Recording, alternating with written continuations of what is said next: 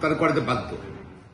সরকার শপথ পড়াতে বাধ্য, প্রয়োজনে আমরা উচ্চ আদালতে যাব, এমন মন্তব্য করেছেন ইশরাক হোসেনের আইনজীবী ব্যারিস্টার মাহবুবউদ্দিন খোকন। নির্বাচন হিসেবে মোটর না। গেজেট অনুযায়ী 30 দিনের মধ্যে ঢাকা দক্ষিণ সিটি কর্পোরেশনের মেয়র হিসেবে শেষ দিনেও শপথের ব্যবস্থা করেনি সরকার। এজন্য সরকারকেই দায়ী করেছেন ইশরাক হোসেনের আইনজীবী ব্যারিস্টার মাহবুবউদ্দিন খোকন। কর্তৃপক্ষ আইন প্রতিপালনে ব্যর্থ হয়েছে এবং জাজমেন্ট অনুযায়ী যে জাজমেন্ট দেওয়া হচ্ছে জাজমেন্ট অনুযায়ী কমপ্লেন করতে ব্যর্থ হয়েছে। কর্তৃপক্ষের ব্যর্থতা এবং ইচ্ছাকৃতভাবে তারা কিন্তু এটা করছে। তারা মনে করছে 30 দিন পরে বোধহয় আর কোনো কজ অ্যাকশন থাকবে না, মামলা কারণ থাকবে না।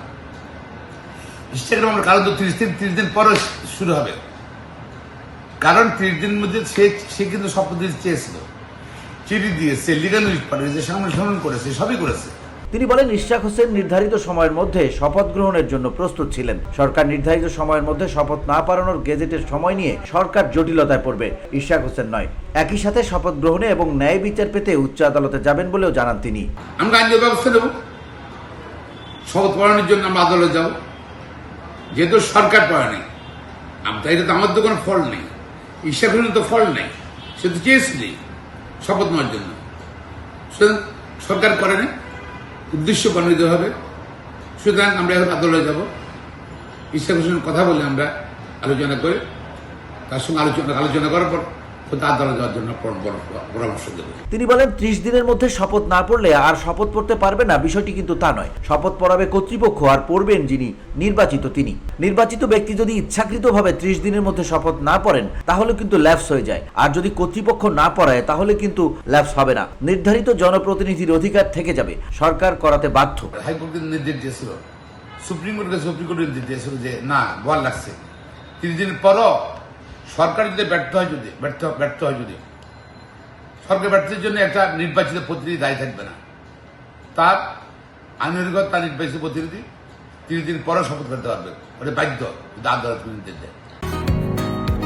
বসুন্ধরা, উত্তরা, বনশ্রী, কুড়িল ও বাড্ডা সহ রাজধানীর বিভিন্ন স্থানে অভিজাত ও অত্যাধুনিক মানের ফ্ল্যাট কেনার এক নির্ভরযোগ্য প্রতিষ্ঠান প্লেজেন্ট প্রপার্টিজ লিমিটেড। তাই আপনার স্বপ্নের আবাসনের জন্য আজই যোগাযোগ করুন। Pleasant properties limited, where destiny matches eventually.